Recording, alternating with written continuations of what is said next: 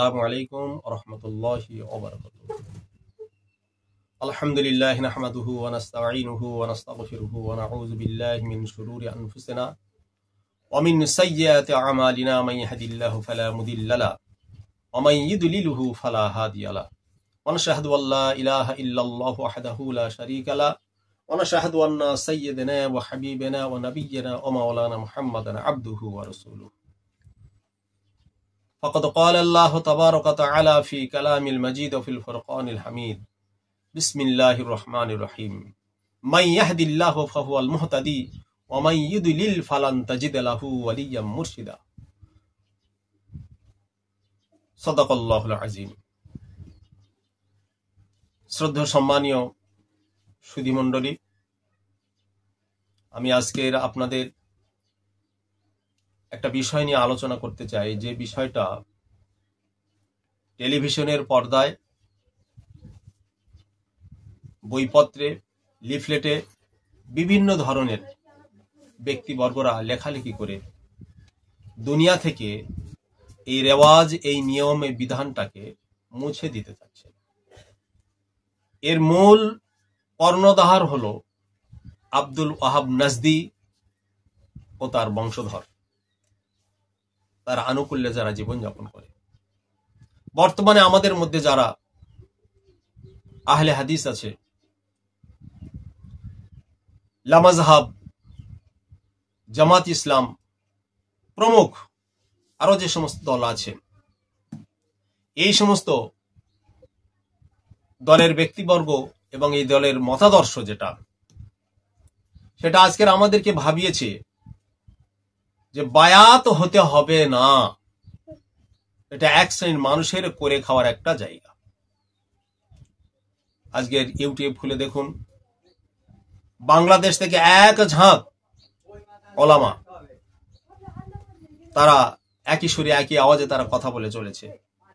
তারা নিজেদেরকে স্কলার বলে দাবি করছে, কিন্তু একটু ভেবে দেখলো না কোরআন পাকের এই আয়াতগুলো কি বলতে চেয়েছে, হাদিস আরো কি বলেছে, একটু চিন্তা ভাবনা করে দেখি।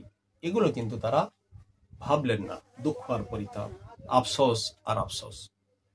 তাছাড়া আমরা দেখেছি এতদ অঞ্চলের বহু ওলামায়ে দ্বীন বায়াতকে তারা অস্বীকার করে চলে।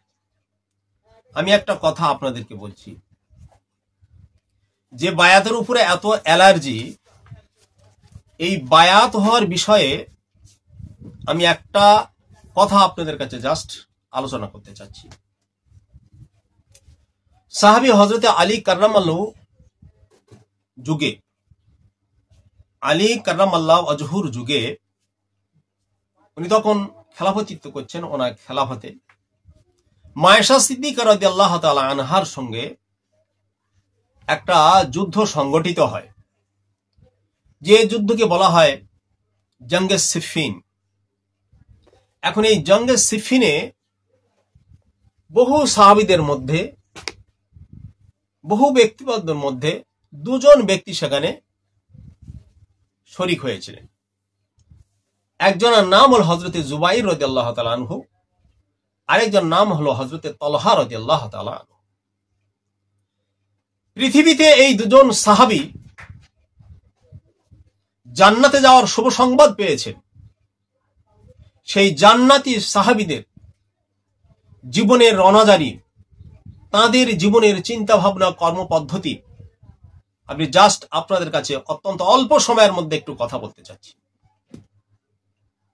যুদ্ধের ময়দানে হযরতে মায়েশা সিদ্দিকা রাদিয়াল্লাহু তাআলা আনহার পক্ষতা নিয়ে যুদ্ধে গেলেন। জঙ্গে সিফিনে আহত হলেন, চরম ধরনের আহত হলেন। হযরতে জুবাইর রাদিয়াল্লাহু তাআলা আনহু সমর ক্ষেত্র থেকে, যুদ্ধের ময়দান থেকে ফিরছেন, এদিক ওদিক তাকাচ্ছেন। অন্তরে একটা জিনিস দানা বেঁধেছে যে খলিফাতুল মুসলিমিন হযরত আলী কাররামাল্লাহু ওয়াজহুর হস্ত মোবারক আমি বায়াত হয়েছি। আমার জীবনের বায়াতের ধারা এই পর্যন্ত অনেক, তা আমি তার হাতে বায়াত হয়েছি। এই যুগের সবচেয়ে বড় জ্ঞানী, সবচেয়ে বড় বুদ্ধিমান আল্লাহওয়ালা তিনি হলেন মুসলিম জাহানের খলিফা, খলিফাতুল মুসলিমিন হযরত আলী কাররামাল্লাহু ওয়াজহু। আমি তার বিরুদ্ধে কেন অস্ত্র ধরলাম, কেন যুদ্ধ জিহাদ আমি করলাম? তার ব্রেন, তার মস্তিষ্কে বারবার এই কথাটা সাড়া দিচ্ছে। জুবাইর রাদিয়াল্লাহু তাআলা আনহু ভারাক্রান্ত হৃদয় নিয়ে, জীর্ণ শীর্ণ শরীর, যুদ্ধের আঘাতে আহত, উনি ফিরছেন বাড়ির দিকে। হঠাৎ করে প্রাণে মনে একটা সাড়া জেগে গেল, হায় জীবন, আমি খুব ভুল করেছি। খলিফাতুল মুসলিমিনকে আমি ভুললাম কেন? আমি মায়েশা সিদ্দিকা রাদিয়াল্লাহু তাআলা আনহার সঙ্গে যুদ্ধে কেন গেলাম? এ সমার ক্ষেত্র আমার জন্য নয়। যদিও বা আমি গিয়েছি, এ সমার ক্ষেত্র আমার তখন হতো যদি আমি আলী রাদিয়াল্লাহু তাআলা আনহুর পক্ষে থাকতাম। দূরের দিকে তাকিয়ে বলছেন, হে লোক, তুমি একটু আমার কাছে এসো। ও পথিক, পথিক। কথাটা কানে পড়ার সঙ্গে সঙ্গে হযরতে জুবাইর রাদিয়াল্লাহু তাআলা আনহুর কাছে গেলেন। বলুন কি বলছেন? বলছে, ভাই, আমি নিবেদন সহকারে আপনাকে একটা কথা বলি। আপনি কোন পক্ষের মানুষ? হযরত আলী না মায়েশা সিদ্দিকা রাদিয়াল্লাহু তাআলা আনহার? বলছেন, আমি শেরে খোদা হযরত আলী কাররামাল্লাহু ওয়াজহুর দলের মানুষ। বললেন, ভাই, আপনার হস্ত ওখানে একটু আমাকে বাড়িয়ে দিন। আমি জুবাইর মনে প্রাণে ভেবেছি দুনিয়ার বুকে আমি খুব বেশি দিন থাকতে পারবো না, এই দুনিয়া থেকে আমি চলে যাব। সমান ক্ষেত্রে যুদ্ধের ময়দানে যেভাবে আমি আঘাত পেয়েছি, এই আঘাতে আমার শরীরটা অত্যন্ত দগ্ধ বিদগ্ধ হয়ে গেছে। আমার মনে চিন্তা ভাবনা এসেছে, আমার বিবেক বুদ্ধি খুলে গেছে। আমি দুনিয়াতে আর বেশি দিন থাকবো না। মনে হয় ইন্তেকালের সময়টা আমার কাছে ঘনিয়ে এসেছে। ভাই, তোমার হস্ত ওখানে একবার আমার কাছে বাড়িয়ে দাও। আমি হযরতে জুবাইর রাদিয়াল্লাহু তাআলা আনহু আপনার হস্ত মোবারকে হাতে আমি বায়াত হয়ে যাই। আমার এই সংবাদটা শেরে খোদা হযরত আলী কাররামাল্লাহু ওয়াজহুর দরবারে আপনি পৌঁছে দেবেন।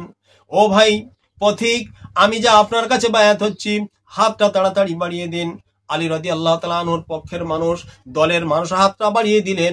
দেওয়ার পরে হযরত জুবাইর রাদিয়াল্লাহু তাআলা আনহু হাতে হাত দিয়ে তিনি বায়াত হয়ে গেলেন। আর বলে দিলেন, ভাই, আমার সংবাদটা যেন হযরত আলী কাররামাল্লাহু ওয়াজহুর দরবারে পৌঁছে দেওয়া হয়। দেখুন, জীবনে তাদের কত ভয় ছিল। আবার একটা ঘটনায় দেখা গেল, আরেকটা হাদিসে হযরত তলহা রাদিয়াল্লাহু তাআলা আনহু এই সিফফিন যুদ্ধে তিনিও শরীক হয়েছিলেন। সিফফিন যুদ্ধ থেকে উনি ফিরছেন, মনে আর প্রাণে একই কথা ভাবছেন, হায় হায়, মায়েশা সিদ্দিকা রাদিয়াল্লাহু তাআলা আনহা জগৎ জননী, তিনি নবী পাকের স্ত্রী ছিলেন। কিন্তু ঠিকই আছে সবকিছু, কিন্তু এই যুগের সবচেয়ে বুজুর্গ মানুষ, এই যুগের সবথেকে কামালিয়াত যার মধ্যে রয়েছেন শেরে খোদা হযরত আলী, তিনি হলেন প্রেসিডেন্ট, তিনি হলেন দেশের নেতা, তিনি হলেন খলিফাতুল মুসলিমিন। খলিফাতুল মুসলিমিনের বিরুদ্ধে আমার অস্ত্র ধরাটা ভুল হয়ে গেছে, তার পক্ষ না নিয়ে মায়েশা সিদ্দিকা রাদিয়াল্লাহু তাআলা আনহার পক্ষটা নিয়ে আমার ভুল হয়ে গেছে, অন্যায় হয়ে গেছে। আমার মনে হয় আমিও বেশি দিন বাঁচবো না। ও পথিক, তুমি কে? যাও, বলো বলো পথিক, তুমি কে? পথিক বললেন, আমি। কে তুমি? বলে, আমি হযরত আলী কাররামাল্লাহু ওয়াজহুর দলের মানুষ। ও ভাই পথিক, তুমি শোনো, তোমার হস্তখানা বাড়িয়ে দাও, আমিও তোমার হস্ত মোবারকে হাতে হাত দিয়ে আমি বায়াত হয়ে যাব। কেন ভাই, কি ব্যাপার? ও পথিক, তুমি শুনে রেখে দাও, আমি তলহা রাদিয়াল্লাহু তাআলা আনহু আল্লাহর নবীর কাছে বায়াত ছিলাম, কিন্তু তার পূর্বে হযরতে আবু বকর রাদিয়াল্লাহু তাআলা আনহুর হস্ত মোবারকে আমি এবং হযরতে জুবাইর দুজন মিলে আমরা বায়াত হয়েছিলাম। আবু বকরের হাতে বায়াত হয়েছে, আল্লাহ নবীর হাতে বায়াত হয়েছে, আবার খলিফাতুল মুসলিম হযরত আবু বকর রাদিয়াল্লাহু তাআলার হাতে বায়াত হয়েছে, আবার উমরের হাতে বায়াত হয়েছে, ওসমান রাদিয়াল্লাহু তাআলার হাতে বায়াত হয়েছে, শেরে খোদা হযরত আলী কাররামাল্লাহু ওয়াজহুর হাতে বায়াত হয়েছে। এই 5 থেকে 6টা জায়গায় বায়াত হওয়ার পরে আমি না বুঝতে পেরে, ভুলবশত চিন্তা ভাবনা আমার ঠিক হলো না, আমি চট করে চলে গেলাম যুদ্ধের ময়দানে হযরত আয়েশা সিদ্দিকা রাদিয়াল্লাহু তাআলা আনহার পক্ষদান নিতে গেলাম। আমি মনে ভাবলাম, না না, এই এমন একটা সময় এসেছে, এই সময়ে যদি আমি হযরত আলী কাররামাল্লাহু ওয়াজহুর দ্বারস্থ না হই, তার হস্ত মোবারকে যদি আমি বায়াত না হই, আমার জীবনটা খুবই খারাপ হয়ে যাবে। এই জন্য আমি মনে প্রাণে ভাবি, ভাই, আপনার হস্ত মোবারকটা আপনি বাড়িয়ে দিন, আমি আপনার কাছে বায়াত হয়ে যাব। আমার বায়াতটা যেন হযরত আলী কাররামাল্লাহু ওয়াজহু কবুল করে নেন। এই পৃথিবীর মানুষ, যে ব্যক্তি জীবনে হযরত আবু বকর রাদিয়াল্লাহু তাআলার কাছে বায়াত হলেন, হযরত জুবাইর এবং হযরত তলহা রাদিয়াল্লাহু তাআলা আনহু আবু বকর রাদিয়াল্লাহু কাছে বায়াত হলেন, আবার আল্লাহর নবীর কাছে বায়াত হলেন, আবার আবু বকর, ওমর, উসমান, আলী রাদিয়াল্লাহু কাছে বায়াত হলেন। ষষ্ঠবার, সপ্তমবারে গিয়ে এদিক ওদিক তাকিয়ে বলল, হায় হায়, বায়াত বিহীন যদি ইন্তেকাল আমার হয়ে যায়, বায়াত বিহীন যদি আমি ইন্তেকাল হয়ে যাই, আল্লাহ তাআলা আমাকে জাহান্নাম থেকে জান্নাতে দেওয়া পছন্দ করবে না, আমি হয়তো জান্নাতে যেতে পারবো না। আমার শাফায়াতের জন্য কে দাঁড়াবে? আমার জীবনটার শেষ অন্তিম লগ্ন হয়ে গেছে। এই সময় যদি আমি শেরে খোদা হযরত আলীকে চিনতে না পারি, আমার থেকে বোকাম আর কিছু হবে না।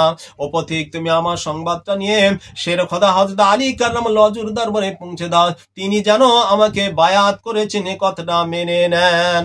পথিক চলতে চলতে চলতে চলতে হযরত আলী কাররামাল্লাহু ওয়াজহুর দরবারে চলে গেলেন। শেরে খোদা হযরত আলী কাররামাল্লাহু বললেন, ও খলিফাতুল মুসলিমিন, আপনার কাছে দুজন ব্যক্তি বায়াতের শুভ সংবাদ দান করেছেন। একজন হলো হযরত জুবাইর, আর একজন হলো হযরত তালহা রাদিয়াল্লাহু তাআলা আনহু।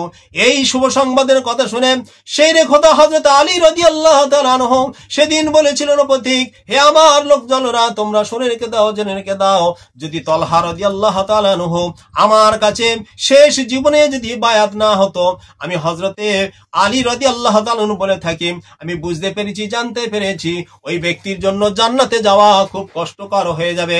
আল্লাহ সুবহানাহু ওয়া তাআলা তাকে এই পথ থেকে অপছন্দ করেছেন, আমার কাছ থেকে সরে যাওয়াটা আল্লাহ অপছন্দ করেছেন। আমার কাছে বায়াত হয়েছেন, আল্লাহ তাআলা তাকে ক্ষমা করেছেন, আমি আলীও তাকে ক্ষমা করে দিলাম। ভাই আমার বলার উদ্দেশ্য, সাহাবী তো আল্লাহ নবীর কাছে বায়াত ছিলেন, হযরতে আবু বকর রাদিয়াল্লাহু তাআলার কাছে বায়াত ছিলেন, 4 খলিফার কাছে বায়াত ছিলেন। বায়াত থাকার পরে শেষ মুহূর্তে তিনি যখন জগৎ জননী মা আয়েশা সিদ্দিকা রাদিয়াল্লাহু তাআলা আনহার সান্নিধ্য লাভে গেলেন জঙ্গে সিফিনে, অনুভূতি এসে গেল, না, এটা আমাদের ভুল হয়েছে। তাই তানারাও চেয়েছেন জীবনের শেষ মুহূর্তটুকু যেন আমরা বায়াত হয়ে কামালিয়াতের দরজা আমরা অর্জন করতে পারি, খলিফাতুল মুসলিমিনের হাতে বায়াত হয়ে আমরা যেন এই জগৎ থেকে চলে যেতে পারি। তাই আমি আপনাদেরকে বলবো, যারা বায়াতকে অস্বীকার করেন, বায়াতের বিরুদ্ধে কথা বলেন, আমি তাদেরকে সোচ্চার হওয়ার কথা বলছি। আমি তাদেরকে হাত জোড় করে বলবো, অনুরোধ রেখে বলবো, পায়ে ধরে বলবো, আপনারা বায়াত হন। বায়াতের বিরোধী কোনরূপ কোনো মন্তব্য, বায়াতের বিরুদ্ধে কোনরূপ কোনো কথা আপনারা বলবেন না। তাহলে আমার এই ইউটিউবটা একদম বাস্তবসম্মত হাদিস দিয়ে আমি আপনাদের কাছে রেফারেন্স দিলাম, এটা একটু জানার চেষ্টা করবেন, বোঝার চেষ্টা করবেন। আল্লাহ সুবহানাহু ওয়া তাআলা আমাদের সকলকে বায়াতের মধ্য দিয়ে যেন পরলোকে যাওয়ার সুযোগ বা তৌফিক দান করেন। আজকে আমি যে ইউটিউবে এসেছি, এটা হলো আমার মহান মুর্শিদের একান্ত, আমার মুর্শিদ কেবলার একান্ত প্রচেষ্টায়, তার উদ্যোক্তায় তিনি আমাকে এই জায়গায় আজকে আনিয়েছেন। তিনি আমাকে ইজাজত দিয়েছেন, বাবা, দিনের কথা কিছু বলতে হবে, হাকিকাতে দিনের কথা কিছু বলতে হবে। যতদিন হায়াতে আমি আছি তোমাদেরকে বলছি, তোমরা কাজ করো।